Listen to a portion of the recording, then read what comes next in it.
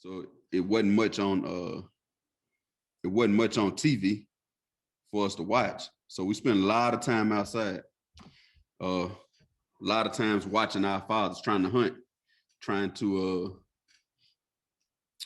going out doing chores more in the yard, that kind of stuff, right? We didn't really have time to have our faces right in front of a computer and that much access to so much stuff, right? So our foundation was set. So by the time we got games, that was just something to do, a hobby. It wasn't life though.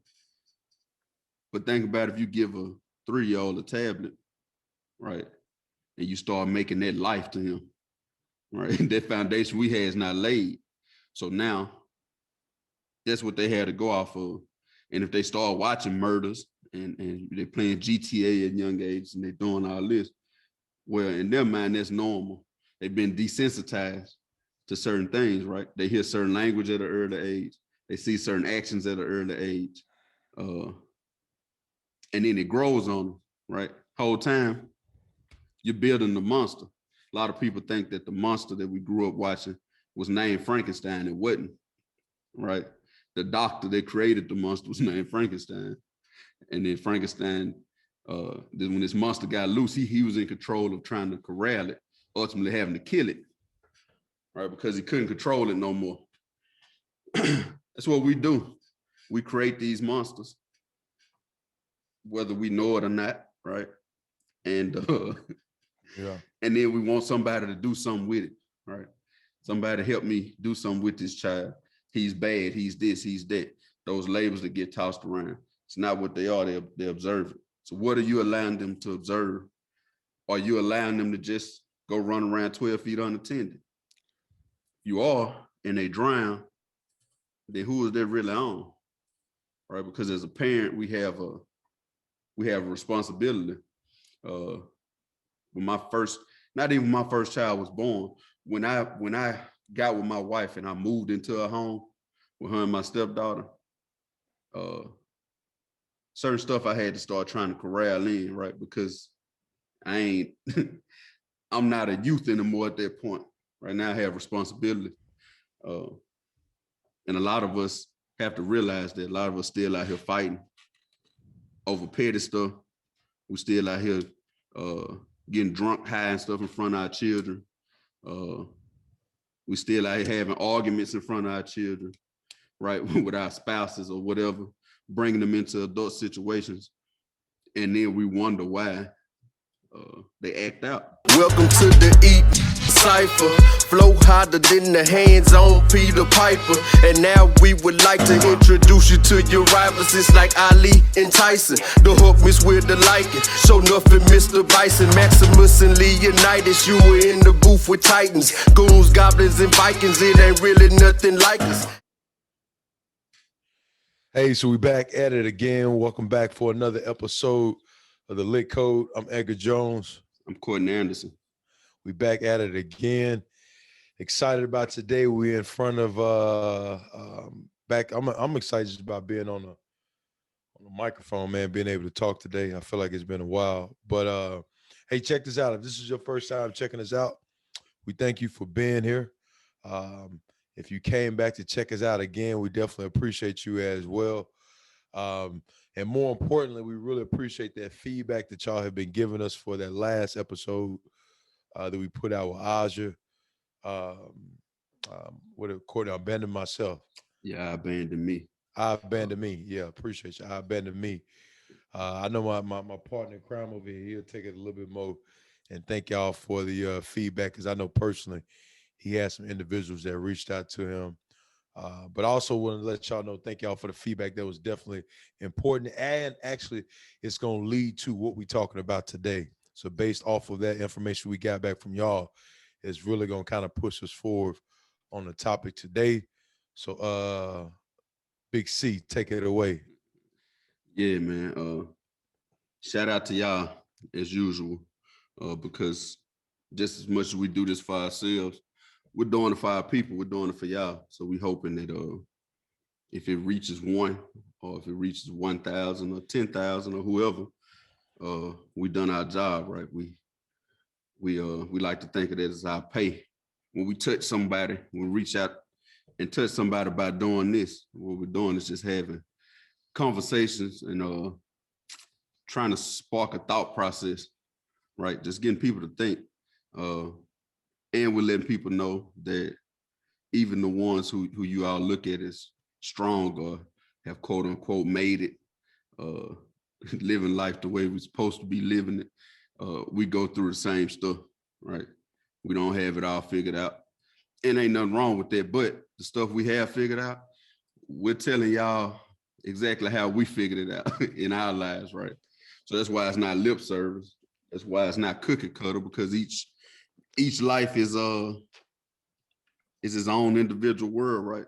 And so me and Edgar may have the same problem. We had to tackle it different ways based on how we were brought up, our personality traits, this, that, and the third. Aja, with the I Abandoned Me episode, it reached 10,000 pretty quick again, just like her first one did. It was great to sit down and go through, walk through that journey with her from all three of our lives. But we thank y'all. We thank y'all for tuning in, man. We thank y'all for giving us a reason to keep going. We also had a very powerful episode that we recorded last week with Roger Timber. It'll be coming out, should come out today. We may push it to Wednesday to give Aja's episode a little more time to circulate. So you like me, I watch my podcast in sections, right? I may watch 30 minutes today, 30 tomorrow, and then I'll watch it again, right? And we don't want y'all to miss nothing from that. And then Roger's gonna hit you with a whole another bevy of emotional waves. So I don't know if I want to put that to y'all back to back like that, while you just got off of one and you jumping onto another, right? Because it's like when Egg and I get through recording, he usually, he hangs up on me because he's like, all right, I had enough. I need to process this.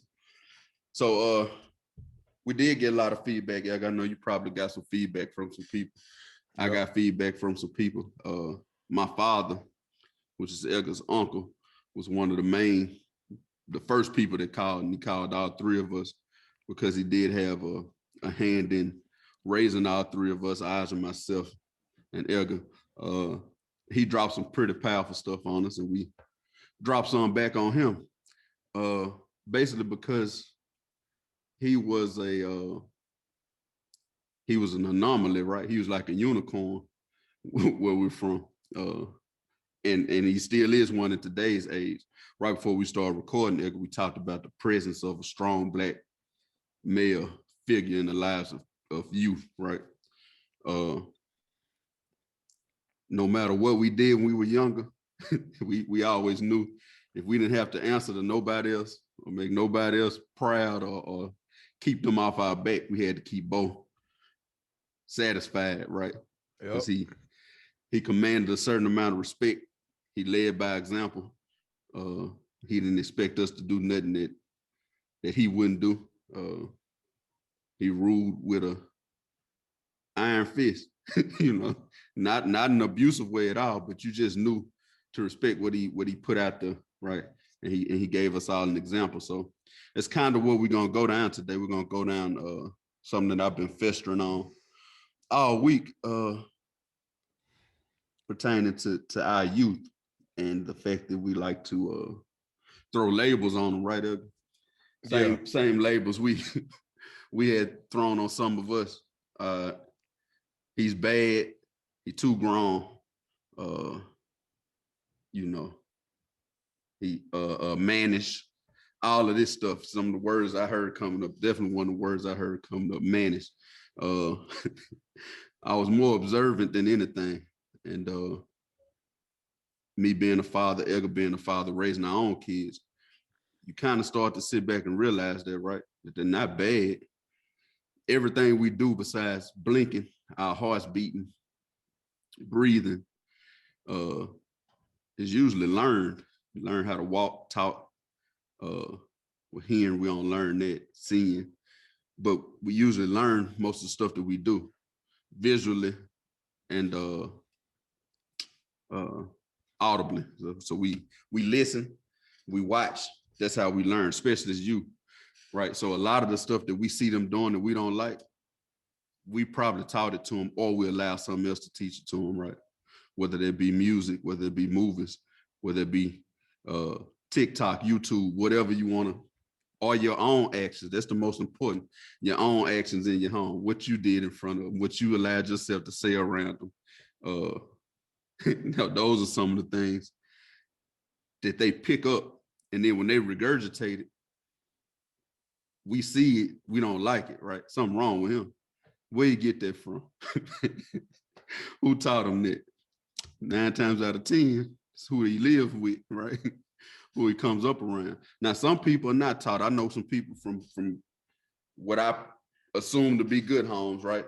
And I know their parents, and their parents taught them right from wrong, but they picked up some traits from elsewhere. We talked about it before. You got school, you got kids who come from other walks of life that they kind of learn from, which is one of the reasons you got to be intent on watching your kids, being present, right? Anyway, I won't go too far down because I'll talk an hour and Edgar won't get to talk, but that's kind of what we want to dive down. Again, thank all of y'all. We will be dropping Roger's episode this week for sure. So we look forward to it. I'm happy to be back on the mic with just Edgar and myself. The last couple of times we recorded with other people. We enjoyed it, but at the core of this thing, this is where it started, right? You and I having conversations. So I'm happy to be back on with your brother, and you take it away. Welcome back, welcome back, welcome back. Yeah, I know I can sing like that. Hey, now, kind of digressing, going back for a second. No, man, that's always been our goal, to just let people know we're human, and that a lot of these battles that we battle with or have battled with in the past, we just human, in the words of the late Coach Blake, who was a big mentor for me, we all raggedy. We all ragged. We just trying to work on our raggedness. I don't even know if that's a word, but I just created it. All right. We all ragged out here, man. We trying to work on our raggedness. All right. So, that was Core's point. That's always been my point, man, just to let people know we're human. We have those battles because definitely from the outside looking in, right? You see that house, it look nice on the outside. But until you bring that inspector in and bring that real estate agent that lets you inside the house, you get a chance to see the flaws and some of the things that definitely can be worked on. And ain't that crazy sometimes, man, that we actually pay an inspector to tell you when something wrong? Huh? Yeah, you pay your inspector to tell you what's something going on. I probably shouldn't even say that to you, Court, because I just saw your face. Yeah, you pay your inspector to tell you what's something going on bad in your house, man, or something that needs to be fixed. And this is yeah. And we do that with so many other things, man. We do that, and more solely, I think we do that with a lot of materialistic things. You know what I'm saying? Like we pay somebody to tell us, hey, what's going on with this car? Let me know what the issue is. Why this car ain't driving right? What's going on with this issue I got going on in my house? I'm paying somebody to come in and come give me some advice on how to fix it. But it's crazy when it comes to us doing it on ourselves. It's so much more difficult. It's just so much more difficult. But that ain't what the topic is about today. I'm sorry to do that. That'd probably be another topic that we can go down. Probably call inspecting the house, maybe. I don't know. But maybe y'all give us y'all feedback and let us know what you think that topic should be.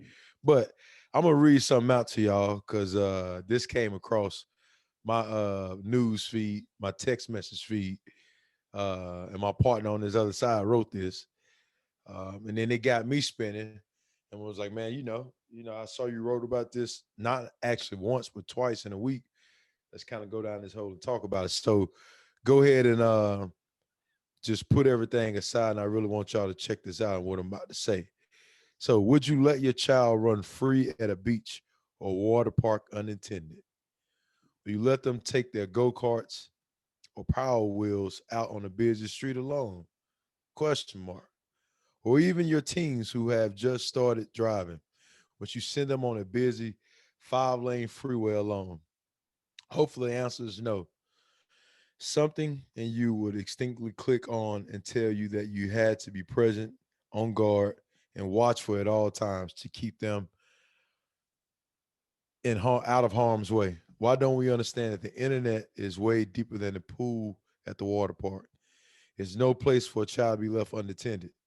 Even if you're teens whom you feel like can handle it or swim in it, we have to be diligent and paying more attention to what they are on and watching, reading and listening to, losing them mentally or allowing them to drown or crash mentally is almost just as bad as them being lost or drowned or wrecked physically. Get your antenna up and guard these kids like their lives depend on it because they do. Hashtag breakfast. You know, So, Mr. Anderson, uh, let's go ahead and dive into this, man. I know how passionate you are about anything that you write and you put on. And more importantly, I know how passionate you are about these kids as well. yeah, So how about you, for the people that's listening, let's go ahead and talk a little bit more about this. yeah, man. So I mean, would you do all of that? How crazy would that be? Right? We were lifeguards together. Some of our first jobs in high school, right? We worked at the pool in Raven. And there were a lot of kids from the hood adjacent to us and all over Raven, really. Small kids that could actually swim, right? Now, we want guard everywhere. We didn't want them running, slipping, falling, wrestling too hard. But around 12 feet, right? That's where the most guards were stationed. 2 on each side, 2 at the front, right? And we really, really, really watching in that area because it's the deepest end of the pool, most dangerous end of the pool. And even though they can swim, and most of the people who were down there, of course, you can't swim, you ain't going down there. But even though they could swim, we were very intent on watching them because it was just too dangerous to let them go out there alone. We watched all the shark movies, right? Jaws, Meg, all this stuff. So when you go to the beach, some should instinctively be on you to watch your child, not only because of sharks, but because the ocean's so big that they would a wave was to come through and drift them out, and ain't nothing you can do about it, right? I don't care who you think you are, Michael Phelps, anybody else. That current's too strong and they get too far out. That's it, right? Uh, it's very hard. Very seldomly do you get them back, right? So it's no different. The internet is a big, beautiful, ugly, clean, filthy place all at the same time, right? Something as simple as TikTok or YouTube can have children's content on it, and it can have content on it for Satanists. It can be you can watch Sesame Street or Blue's Clues, and you can watch a man blow his head smooth off. It's just talking about he's been dealing with depression and this, that, and the third. He don't want to live no more, right? I typed that up from watching my own kids, right? And it's easy because you give them their phones. We talked about this before. It's convenient, right? We trade the phone for a pacifier or the tablet for a pacifier. Give them something to sit down and look at or play or whatever. But we have to realize that at that age, they're like sponges, right? They're taking in everything. Edgar, we came up without all of that. As youth, we probably got introduced to Sega and Game Boys and stuff around 11 or 12ish. Yeah. Right. But our foundation was built outside and interacting with each other. That's what we had. You had sports, right? You really didn't want to be in the house. Wasn't much in the house for you. We didn't have cable at first, right? So it wasn't much on TV for us to watch. So we spent a lot of time outside. A lot of times watching our fathers trying to hunt, trying to going out doing chores more in the yard, that kind of stuff, right? We didn't really have time to be to have our faces right in front of a computer and that much access to so much stuff, right? So our foundation was set. So by the time we got games, that was just something to do, a hobby. It wasn't life though. But think about if you give a 3-year-old a tablet, right? And you start making that life to him, right? That foundation we had is not laid. So now that's what they had to go off of. And if they start watching murders and they're playing GTA at young age and they're doing all this, well, in their mind, that's normal.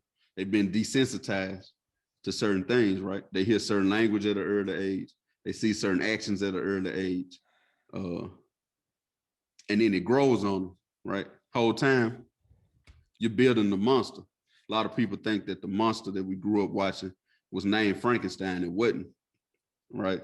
The doctor that created the monster was named Frankenstein. And then Frankenstein, when this monster got loose, he was in control of trying to corral it, ultimately having to kill it, right? Because he couldn't control it no more. That's what we do. We create these monsters, whether we know it or not, right? And and then we want somebody to do something with it, right? Somebody help me do something with this child. He's bad, he's this, he's that. Those labels that get tossed around. It's not what they are, they observe it. So what are you allowing them to observe? Are you allowing them to just go run around 12 feet unattended? You are, and they drown, then who is that really on? Right? Because as a parent, we have a responsibility. When not even my first child was born, when I got with my wife and I moved into her home with her and my stepdaughter, certain stuff I had to start trying to corral in, right? Because I'm not a youth anymore at that point. Right now I have responsibility.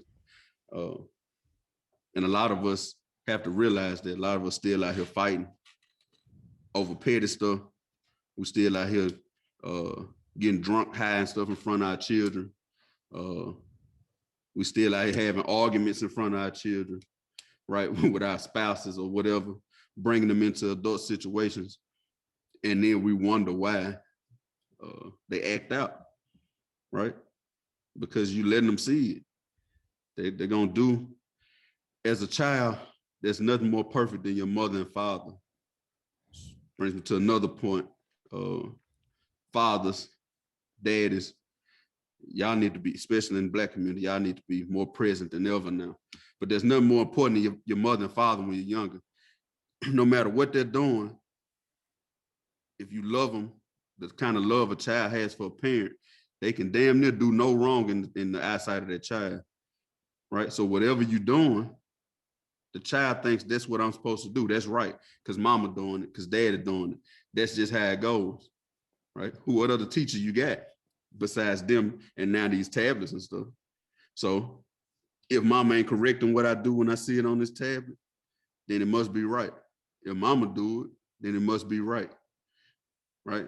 If I see mama pissed or drunk, then that's what I need to aspire to do, right? So it just made me think we got to watch what we call our children, calling them bad. You bad, right?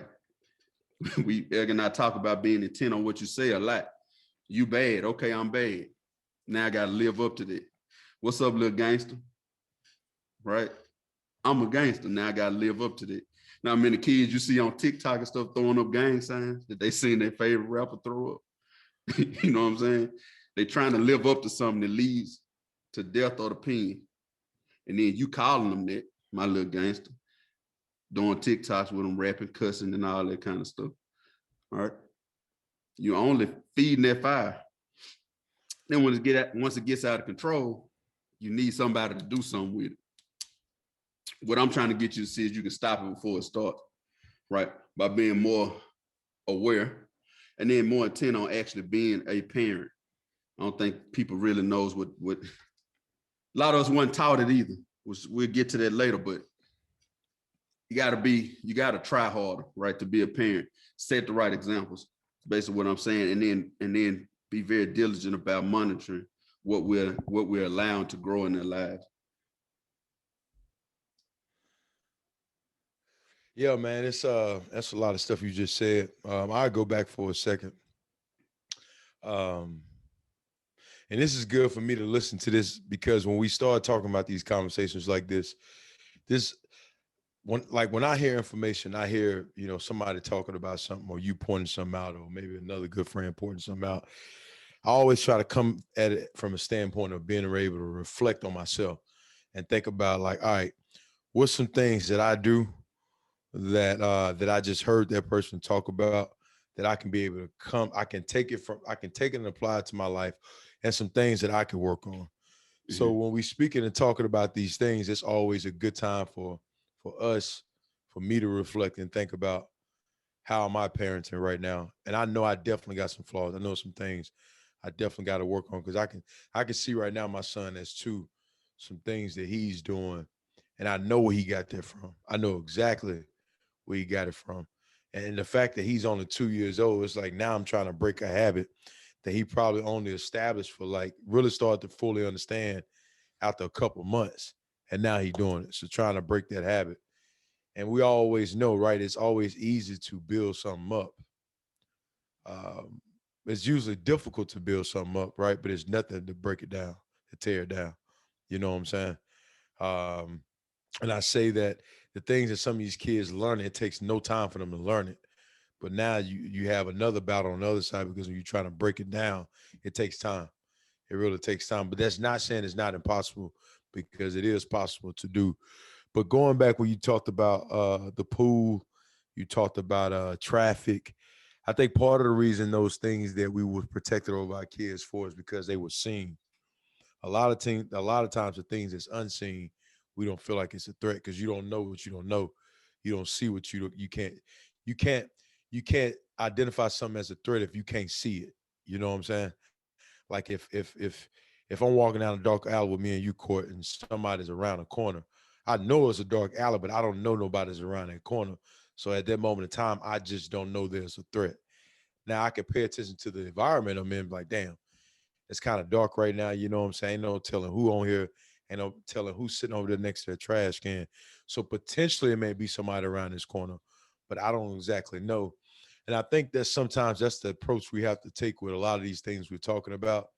Um, Being able to be prepared for the things that's seen, but more prepared for the things that's unseen. You know what I'm saying?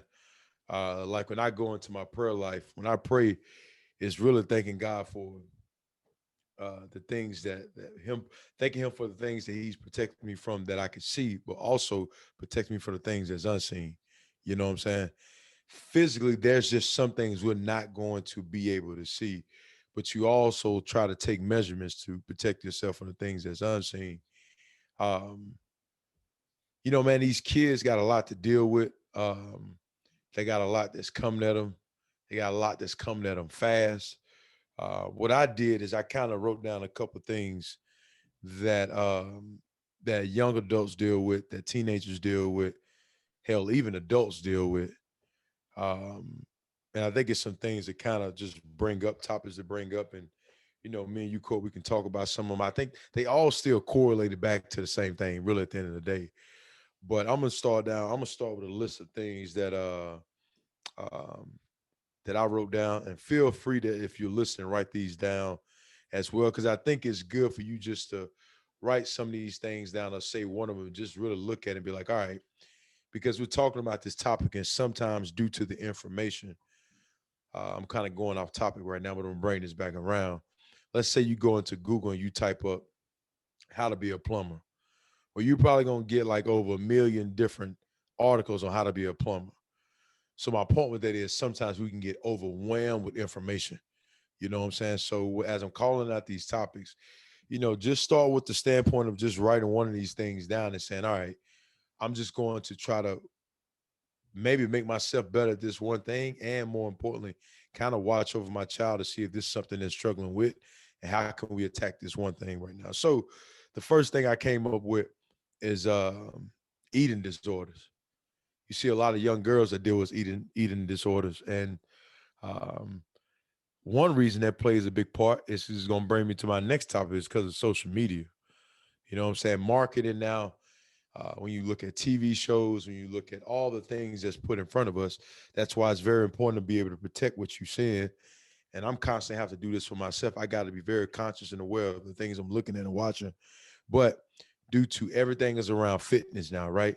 You got to have your butt need to look this way, your abs got to look this way. You know what I'm saying? Your biceps got to look this way, your hips got to look this way. The list goes on and on.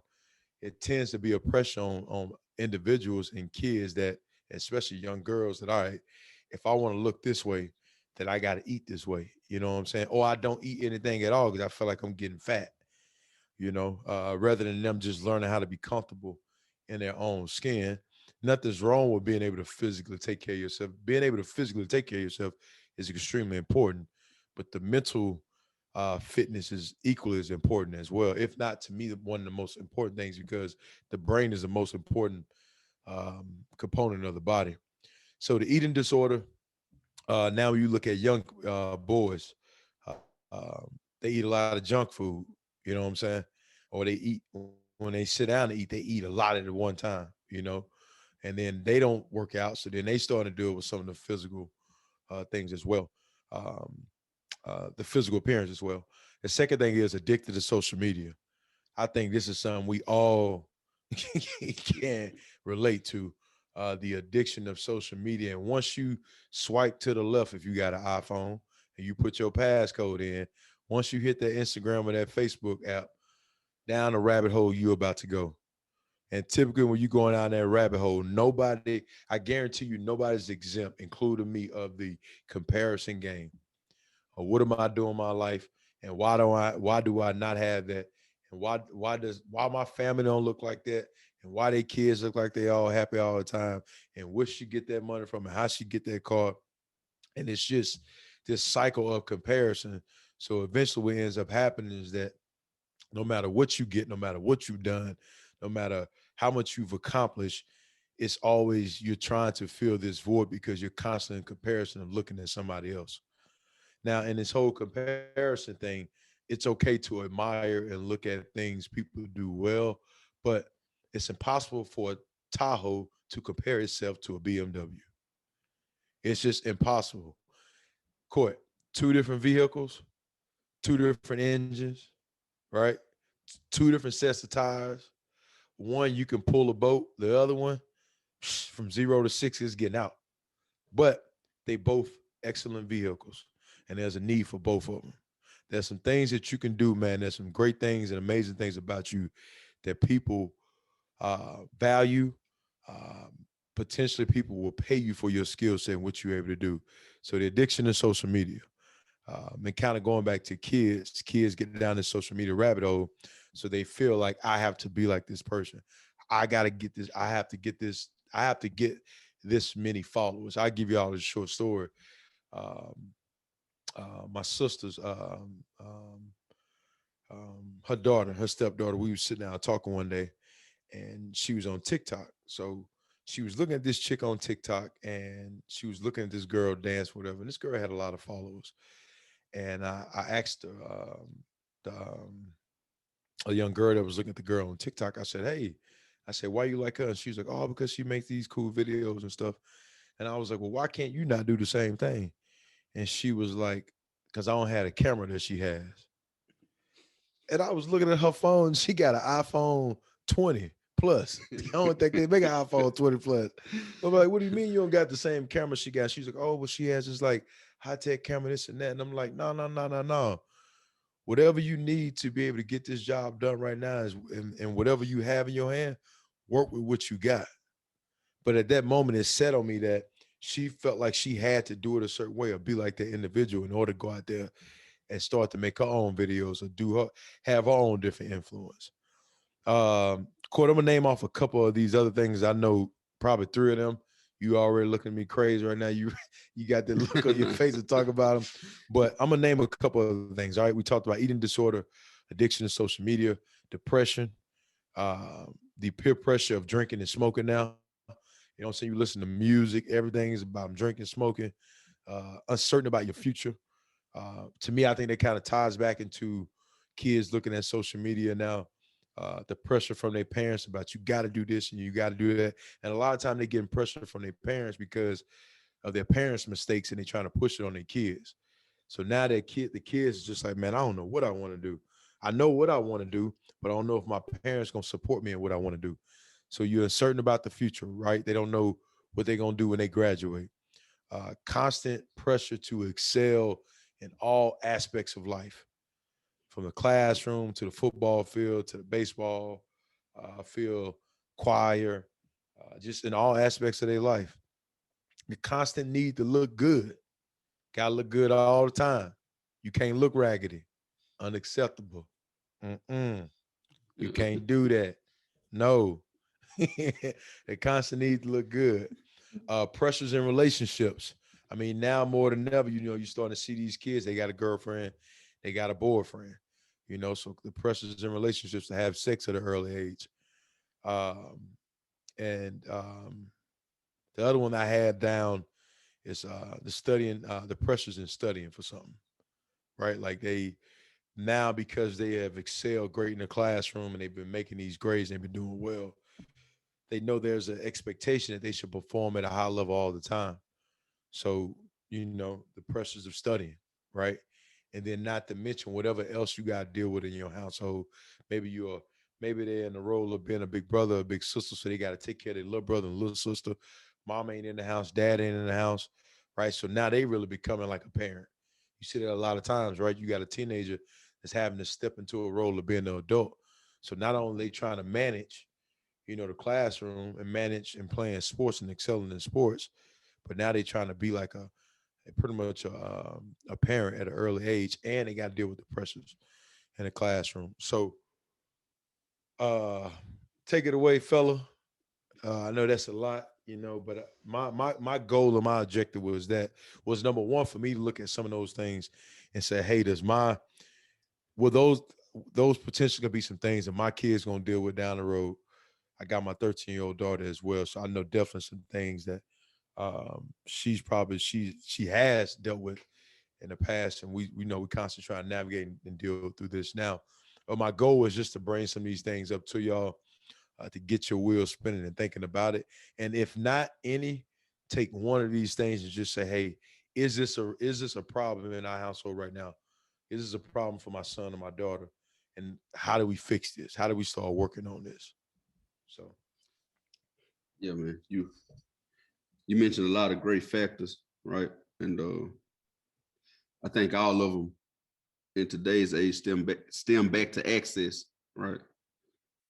I mentioned it earlier. We didn't have as much access as these kids have now.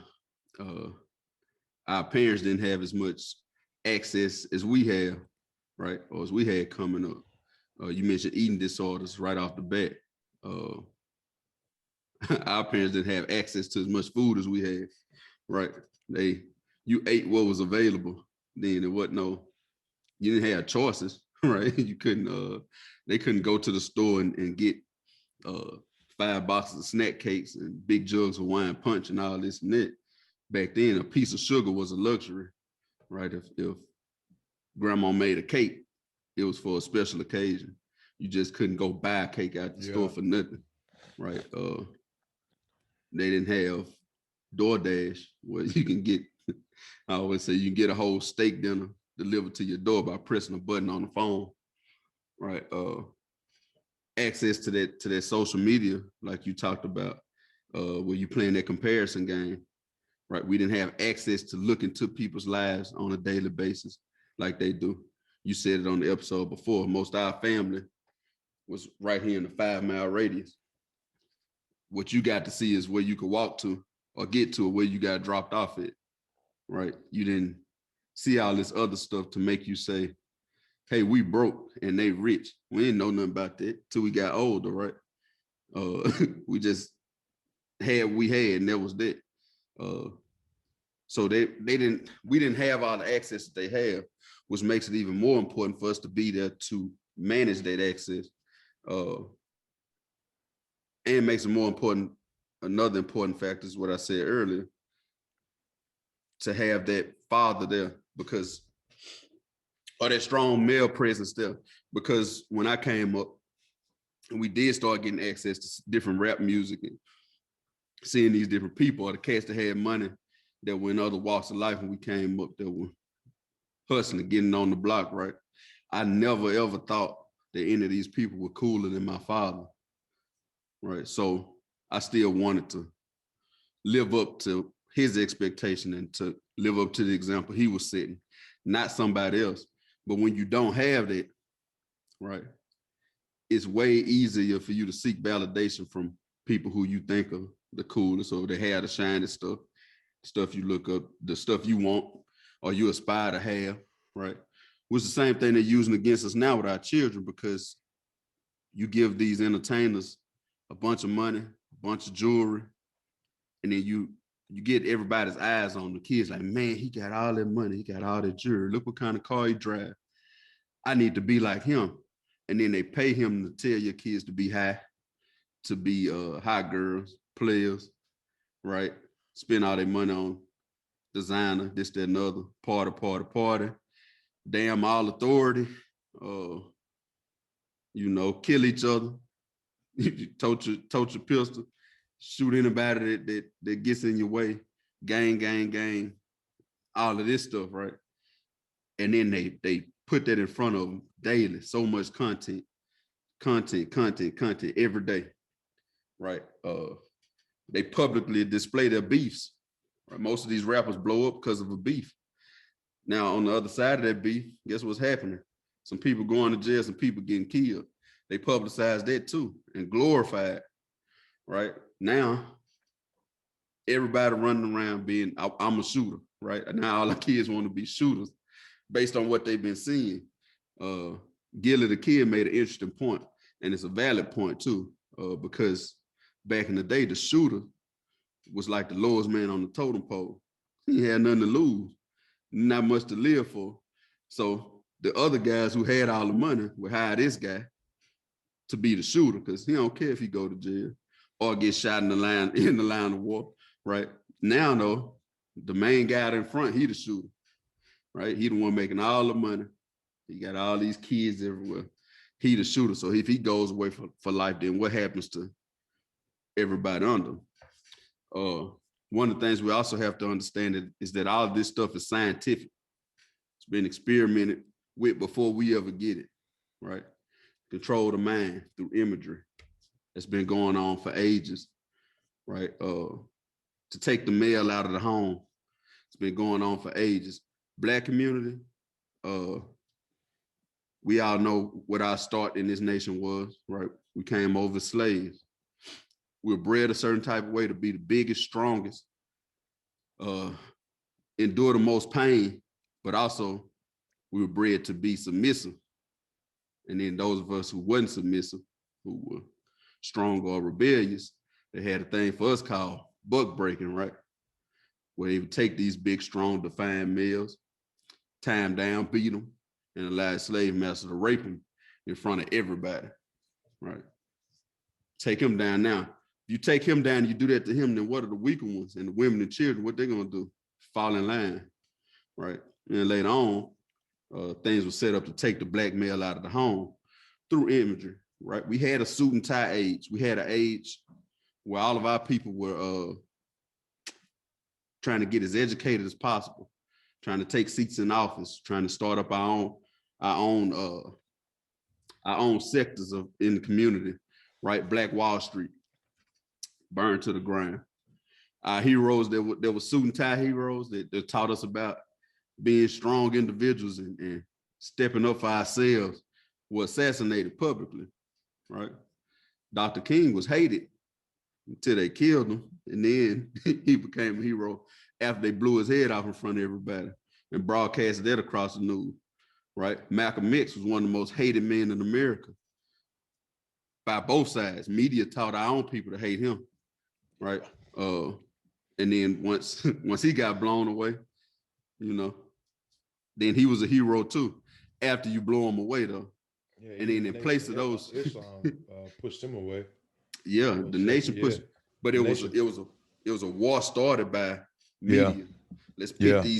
pit these people against each other, because what he was actually teaching was more so Black excellence. Let's do our own thing.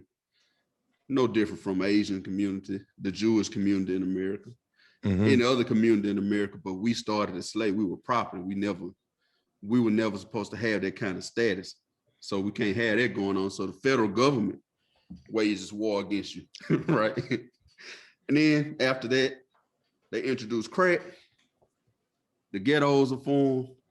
Your Nino Browns of the world are formed, and that's who they put on TV for us to aspire to be, right? The gangster, the D-boy, the shooter, the robbers, this, that, and the other.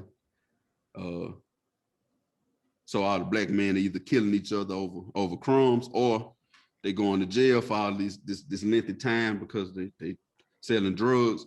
And then you have the addicts on the street who subsequently don't raise our generation, right? A lot of kids from my generation had addicts as parents. Grandma tried to raise them, right? Grandma in the streets. And then once they get a certain age as a Black male, well, grandma can't do much with you no more. You're gonna do what you want to do, right? Who you usually looking up to? Whoever got the most money in the hood. The cats going to work squares, they ain't got no money, right? This guy over here with his wife and his kids going to work every day, 9 to 5, one woman. He a square, he a simp. Because dude on TV got 5, 6 women, he pimping. He got a bunch of money, he do what he want to do. They don't show you the part where he either get killed though, or he go to jail for 50 years. And Mr. One Woman man over here, he's still out here living, right? But he could be enslaved too. All this stuff is scientific, right? So if you take the male out of the home and then we influence all the youth to be on drugs, like you say now it's what is it now? Percocet, Xanax, lean, right? It's an opiate crisis now. It's not the first time this happened, right? First opium war was 1839 to 1842. Anglo-Chinese War. Yeah, the right? Chinese. Because, the Chinese were refusing to let Britain bring in opiates again. They started a war on opiates because they saw what it was leading their people to be, zombies basically. But if you can control the mind of the people through substance, then you got them where you want them, right? So this stuff didn't just happen to us. It's scientifically and systematically happened. But access has backfired, right? Because now we got access to all this information. It's all about what you're doing with it, right? I can go on the internet and access some crazy stuff, or I can go access this information. Question is, what do you do when you know that it's a plight, or it's a program set up against your people? Well, when you know better, you do better, right? And since I notice what they're trying to do, then I need to fight back against it somehow. The other thing it gives you is understanding. It gives you the why to your way, right? Why stuff like this? A lot of us think it just happened. Man, I was just born into this, and I'm gonna do what I can do with it, right? The last episode, though, we talked about adversity, right? We talked about processes. We talked about that field that gets burned up and dished up, and then shit gets poured on it, and some good comes out of that process, right? We came up with music to deal with our pain. They use our music against us now, but we still can make it to reverse some of the effects, right? We still can grow out of this, even though the process looks gloomy, it looks ugly right now. We can still come out of it if we all become aware of what's going on, and then we do something to combat that. The very first thing we can do as a people is Black fathers do any damn thing. Just be there, right? I know we don't all have the best examples of what that looks like or what we're supposed to do, but you start off by having your ass there, man. Just be there, because a lot of times these kids are looking out for somebody to accept them. Can't nobody fill a void like a father. Nobody else. It's some coaches and people that can come in, some uncles that can come in and try to steer you the right way. And some people take hold to that, but it still ain't nothing like daddy, right? I could look up in the stands and know Tim was watching me. You might come back to a game, I know you watching me, but I know Bo over there, that meant way more. You know what I'm saying? Because it's nothing like that, right? For young boys and young girls. the last episode we talked to Aja, a lot of her stuff was stemmed from wanting her father to want her, right?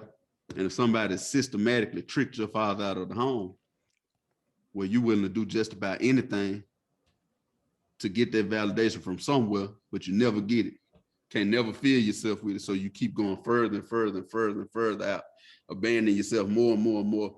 And then one day you wake up and realize, damn, I got tricked way out here and I need to get back, right? And then you walk your way back. Problem is, a lot of us have had children before we figured out how to get our way back. So now we're trying to get back. We're supposed to be raising them. That's how this cycle continues, right? Our young women have children by these guys that they look up to, the guys getting money, the dope boys, this, that, and the third. And then they're not present. And then you have sons by them. And you claim you hate these guys now. They dogs, but you dress your son like them, tell them to talk like them, tell them to do you just like your dad. Your dad was this, your dad was that. You make them aspire to be that. And guess what you do? Add back to the same cycle. Subconsciously, you ain't trying to do it, but you wanted, that's who you wanted the whole time. Now I got a son look like him. So I'm gonna make him that, and he'll never leave me. And I'm gonna uphold him when he do wrong, so he won't leave me or abandon me. And now I'm gonna create his dad all over again to do some of the same stuff. That's what happens, right? And then he won't be present. And then we back in this same circle. So I'm putting a lot of the onus on the black male, even though we wasn't taught, a lot of us wasn't taught how to be or what to be. It's still up to us to be. First thing we can be is present. Be present, let these kids know you care. If you make it, take care of it. Start there. The other stuff we can figure out, but start there by being present, man, because you unicorns, right? The D. Johns, the preachers, Harry Lewis's. I'm talking about people from our hometown now. These type of men are few and far between now, right? Who's gonna step up and be that? You know, who's gonna step up and fill that void? That's what we gotta do. That's our charge. So I'm gonna calm down and digress so Mr. Jones can go in. No, it's no, man, I was just sitting here thinking because we just dropped a lot of information on people, man. It's here's the thing, man. Obviously, situations is different circumstances. And understanding that sometimes just old man may not be around at all. You know what I'm saying?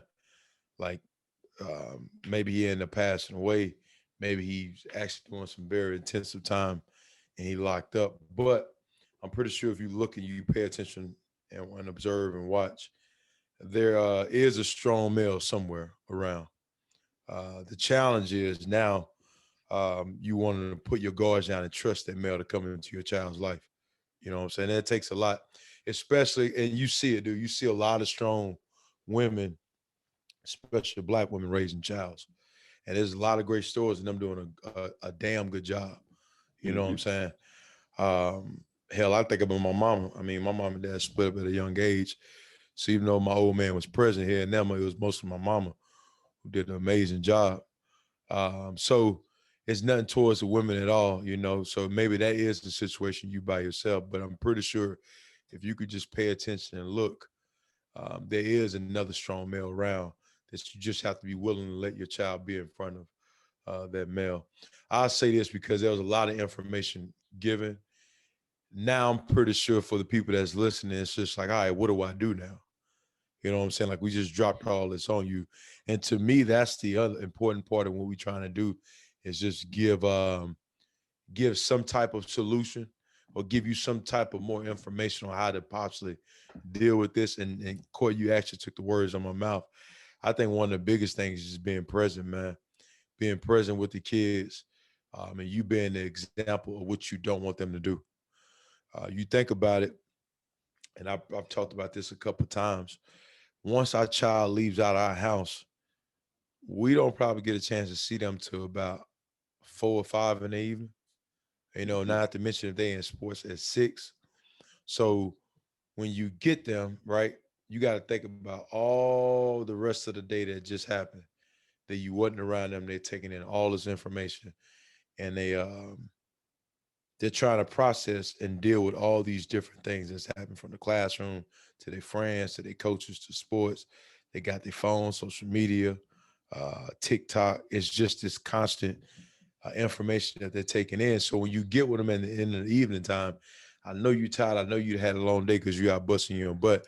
Just really being intentional with spending time on. And that right there is something I'm still trying to master, become better at, because my challenge is at times is just cutting it off, from work, thinking about what I got to do for the next day. So it's easy for me. Like if I get bored, it's the need to pick my phone up or pick my laptop up and start typing some notes or start typing up some ideas I was thinking about. Then before I look up, right now we getting late in the evening time, it's time for the kids to go to sleep. So throughout that little time that I had for them, a couple of hours, how much time did I really take out to connect with them? You know what I'm saying? So first, just starting with being present with your kid. Maybe you sit on the couch, watch a movie with them. You know what I'm saying? Go outside with them, go walking. Um, Maybe you want to get in the car and go drive around a little bit. You know what I'm saying? But being very intentional. Say you putting your phone down, they still want to pick their phone up. I guarantee, even if you make them put their phone down, they may be a little irritated. But if you constantly start to make that a habit of when you spending time with them to put your phone down, and they start to see how intentional you are with being there with them in that moment in time, eventually they just gonna do the same thing. You know what I'm saying? Like they eventually just end up putting their phone down because mama or daddy or auntie doing it now. So I'm just gonna do it now. It's just creating that habit, right? And you don't get addicted to something overnight. You don't form these bad habits that we've all have created in some type of form or fashion overnight. When I got addicted to pain pills, man, that started with me dealing with some issues in football. And I actually started me getting injured. And then I got injured. And then due to some more issues I was dealing with in football, it just became this repeated pattern of me now taking the pills, as much access I had to them. And then before I know it, now I'm in the inpatient because I dealt with the Percocets, you know what I'm saying, from me playing football. So it wasn't like it happened overnight. It was just me having this habit now. I'm doing it, never thinking it was going to become something that was crazy. That's what tends to happen.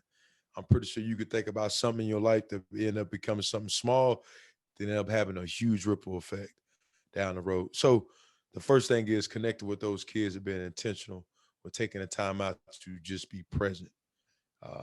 And over time, they'll give you that back. They'll give you that back. The second thing I would say is the positive reinforcement, man. Always trying to cover your kids with love. Now, with that being said, sometimes you probably got to give it to them. You're gonna probably have to get on to their butt. They're gonna probably do something that's out of pocket, they out of line. You're gonna have to tell it, you're gonna have to probably whoop them, or you have to take something away from them, or you're gonna probably have to really cut them down with some words. You're gonna have to get on to them, in the heat of the moment. Um, it can be challenging at times, but what I've tried to do, um, and I'm just thinking about my life, is that I always try to cover my kids, or just not my kids, more so when I used to coach football, right? If I ever got onto a kid, I always tried to make sure I end with love. You know what I'm saying? Like making sure that when they left out of my presence or they went to sleep at night, that they made sure that Coach Jones or Daddy or whatever role they looked at me at in their life, they knew I loved and cared for them. You know what I'm saying? And to me, right there, that love right there is extremely important. The positive reinforcement of letting them know that they can do great things. Uh, they were born here and they came into this world for a reason, and they have a certain skill set that they're able to do something that nobody can do. You have to continue to say that to them. And here's why: because the world's telling them all other type of stuff. You know what I'm saying? The world's telling them all other type of stuff. So I got to be able to speak life into them because they were created in this life to be something amazing. You know what I'm saying? And amazing looks different in all different forms of fashion. Amazing and successful just ain't being no basketball player. It ain't just being no football player, being no athlete. I can speak on that because I'd have walked in them shoes.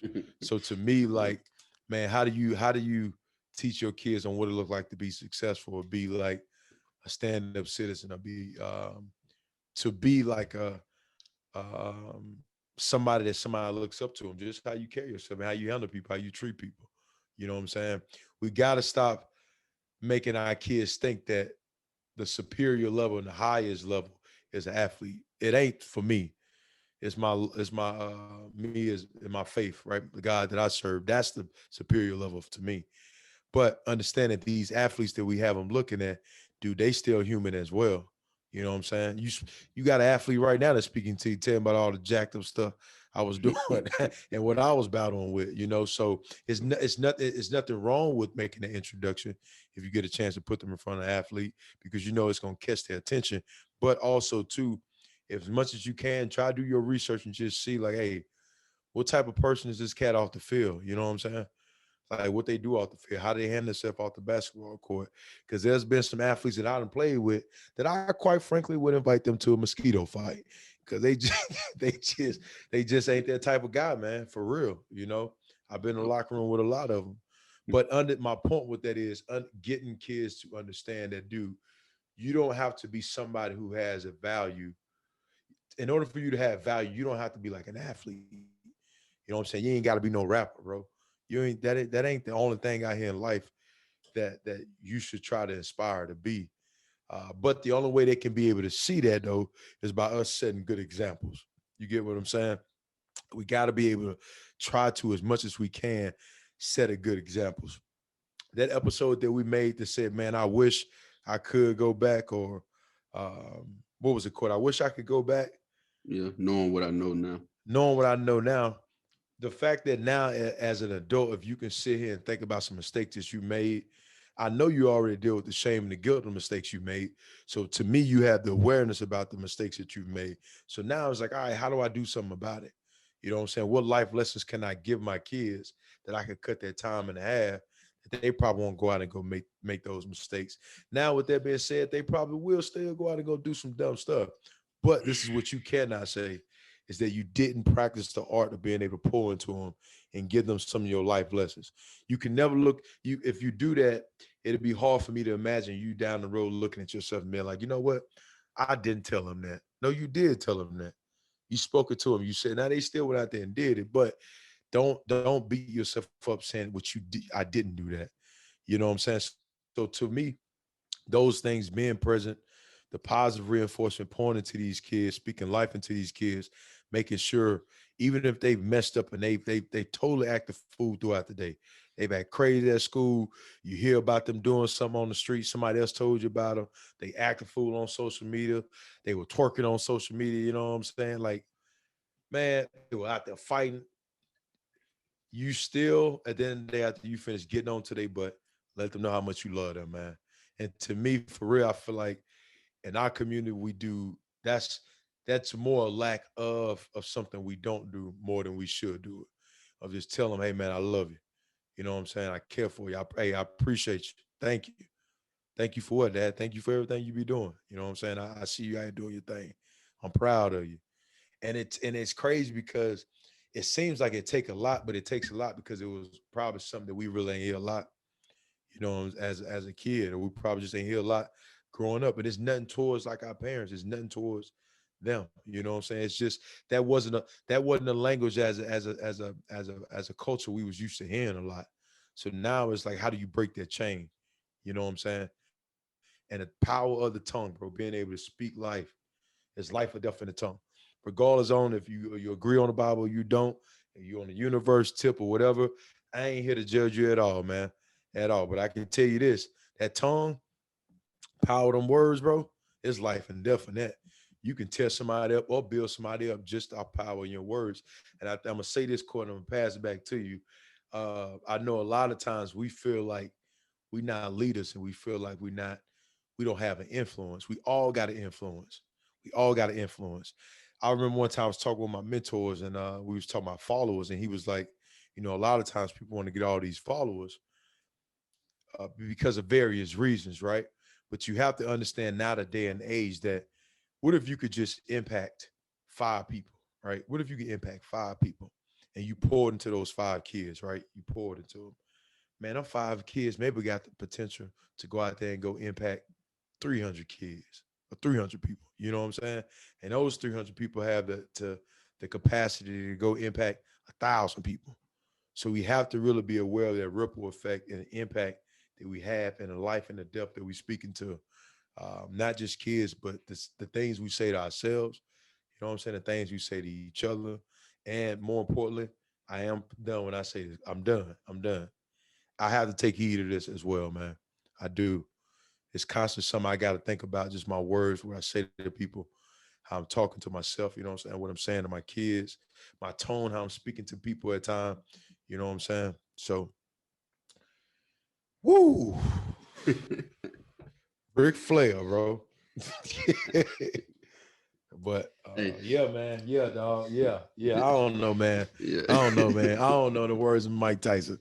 I don't know, man. I don't know, man. It's just we all out here raggedy, bro. We are, man.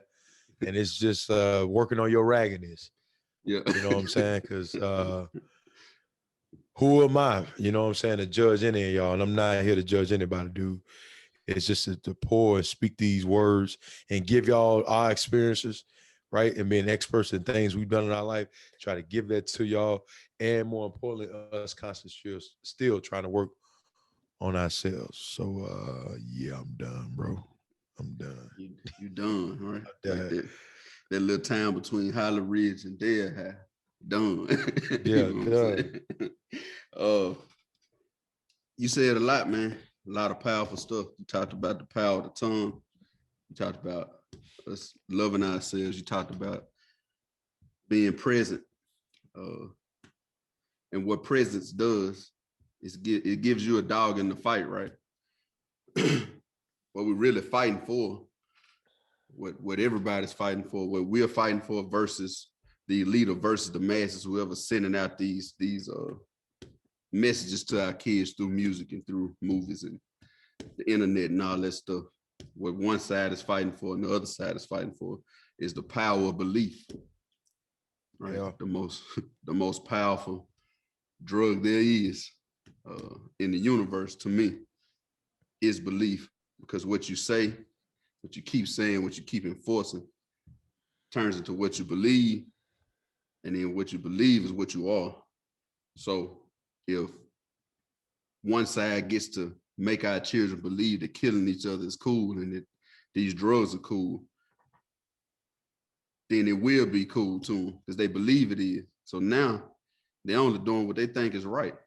So when you come in and try to make them believe otherwise, after you've already allowed this belief system to be set, you're fighting a losing battle because you ain't cool. I believe it's cool and you saying it ain't, right? But I already believe that this is cool. But if you're just as present as the internet is or as anything else is, then you have a dog in that fight. Nah, that ain't cool, man. Look at them. They falling asleep behind the wheel. They doing this, doing that. That ain't cool. They got all these kids over here they don't take care of, or they in jail while their kids growing up without them. You can make them believe that that's not cool.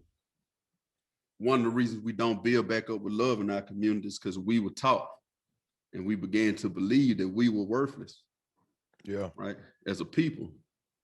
That goes back to slavery days, right? Field Negro versus the house Negro. Religion, right? We believe that we were supposed to be serving our earthly masters the same way we would God. That was preached to us, right? And then in turn, we looked at ourselves as just being what we were and them as being something else. So we hated ourselves. It's easier for us to kill ourselves and destroy ourselves based on what we believe, right? Belief, wars. Wars are started and ended because of belief. And what a do you woman. believe? And And a woman. Belief son. in women. Two of the most powerful things in the world. Men don't ever think that we're more powerful than women. Physically, maybe. Yeah. But we don't bring life into this world. We don't decide who mates. We don't do none of that. The woman does. Yeah, old Brown said it's a man's world. Yeah, it would be nothing without a woman or girl. Woman or girl, you can't make no more of us without women. It don't happen. I'd like to see you try. It don't without the female plant, animal, microorganism, whatever you want to think about. It ain't no female, guess what? It don't exist. Everything stopped. They call it Mother Nature for a reason. Yeah. Right? So anyway, I got off track, but believe. If we believe that we can only be successful by being athletes, that's what we'll strive to be. But if you come up short, then what? You believe you ain't got nothing else. But the streets, what you gonna go to? The streets. Yeah. So we all jockeying for position and who can make our children believe, right? What do we make them believe? Do you believe that I love you more, or you believe that TikTok loves you more? Right? I get asked questions all the time based on stuff my children seeing on TikTok. My nephew just told me, saying, Courtney, you saw on TikTok the other day, this man lit a piece of ice on fire and put it in his mouth and blew smoke out. Right? Now, an adult knows that ain't possible. How you light ice on fire, first of all? Shouldn't it melt? You know what I'm saying? And then he gonna put burning ice in his mouth and breathe smoke out. But in his mind, he believed that to be true. And if I'm not there, right, to tell him otherwise, and you see him getting a hold to a lighter and a piece of ice, you know what I'm saying, trying to light that on fire, sticking in his mouth, because I wasn't present to tell him otherwise. That's what we're talking about. Your presence, being there, right? So when your kids do see something that's stupid or dumb, remember they had the challenge a while back, people lighting their ass on fire, right? And Yeah. all this kind of stuff. Absence was the reason that went viral like that. Because if I'm at home to tell you, if I ever catch you lighting yourself on fire, I'm gonna beat you to death. Probably not beat you to death, but at least if you believe I am, guess what you won't do? Yeah. You won't believe that lighting your ass on fire is a good idea. Again, it all tracks back to belief. So first thing we have to do is believe, like you said, that we are valuable, because you are. Believe that you're a king in your word, because you are. You control every single thing in your word. You control your reaction. You control how you feel about today. You decide if you're gonna tap into, like the way I like to look at it, right? You decide if you're gonna tap into God or the devil today. Right? You're driving down the road, somebody cuts you off. Two things happen in your mind. Right? Damn, glad we ain't wrecked. Me going about my business. And the other thing that goes off in your mind is all the ram in the ass with this car, right? Guess who you just talked to in your world? God and the devil. Which one you gonna go with? You gonna ram or run up on them, blowing the horn hard, and create an unhinged moment? I don't know if y'all seen that movie, you need to watch it. But Yeah. or you gonna give them a courtesy hump, or just chalk it up that, Yeah, courtesy. hey man, we didn't have a wreck, we good. I'm okay, they're okay. I'm just gonna drive like I've been driving. Or you gonna stand up in the motor, bust the dashboard, and go crazy and risk life and limb? That's God and the devil in a nutshell, right? But you control which one you do. Got a decision to make. So we always have these decisions to make, right? And then all I'm asking y'all to do is make the decision to be present and to be aware of what your kids are taking in, not being afraid to not be their friends. It's not your job, right? Your job is to be a parent and to keep them out of the potholes that you ran into, right? I talked about Highway 80 on the Breakfast Post a long time ago. They fixed it now, right? I don't know when last time you've been home, but Highway 80 smooth as baby's butt now, right? Coming up through Start on down in the Raven. When we came up, it's not the case because it's all farmland out there. So tractors and big combines and stuff travel that road a lot. It's pothole after pothole after pothole, right? I bent 2 rims, right? Cracked 2 rims on Highway 80, going to Monroe, going to Start. So you know what I started doing? The logical thing. I take the interstate all the way. Smart thing to do, right? Sound pretty simple. Would I tell my child, would I buy him a car, put him in my new car with my rims and stuff on, say, hey, son, drive 90 miles per hour of 80 for me right quick, just for shits and kicks, right? When I know it's full of potholes. and I know he gonna hit him, right? I know that. It would be stupid for me to do that. So that's all I'm saying. Hey, you went through all of that, so you know where it's at, you know the pitfalls. Edgar said some things are unseen. Some things are, but if your ass has seen them already, why would you let your children or the kids coming behind you or your nephews, whoever it is, youth, your brother, go down that same alleyway after you already went down this alleyway? This is why I got robbed there before. So, hey, go walk down there. Just take all the money out your safe, put it in your pocket, and walk down this road right quick. You wouldn't do that. It makes no sense. So we're trying to get you to do is just keep them out of those different situations, and know that our ways end in wise, right? There's a why behind our ways as a people. It's scientific. We didn't just end up like this, but once we gain that understanding, we can move forward. So again, man, be present, be diligent. Don't let these kids dive off in the deep end without supervision, man. Be there to save them, be there to watch them, be there to guide them, teach them certain things. When you let them go out into the world, that'll be their life jackets, right? The stuff you taught them, right? They'll be going on without you, but some you told them, some you taught them by being present can carry them a long way, can save their lives, man. That's all I got, Mr. Jones. I ain't got nothing. I ain't got nothing. Ain't I ain't got nothing. This is enough for us to chew. I know it's enough for them to think about. So, but no, man, we appreciate being here with y'all, being able to.